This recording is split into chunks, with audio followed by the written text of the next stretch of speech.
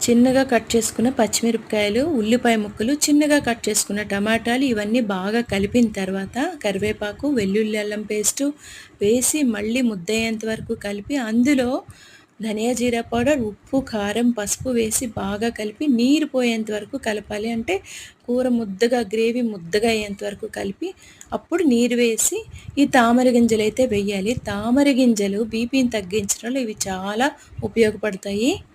దీంట్లోనైతే నేను కాబూలీ శనగలు వేస్తున్నాను. ఇవి ముందుగా ఉడికించేసుకున్నాను. మెత్తగా ఉడికిన తర్వాత వీటిలో కలిపి మళ్ళీ బాగా కలిపి తర్వాత మసాలా పౌడర్ వేసి గరం మసాలా పౌడర్ వేసి కలిపిన తర్వాత నీరు పోసి ఒక 10 నిమిషాల పాటు ఉడికిన తర్వాత కసూరి మేతి, కొత్తిమీర వేసి చపాతీతో తింటే ఎక్సలెంట్గా ఉంటుందండి.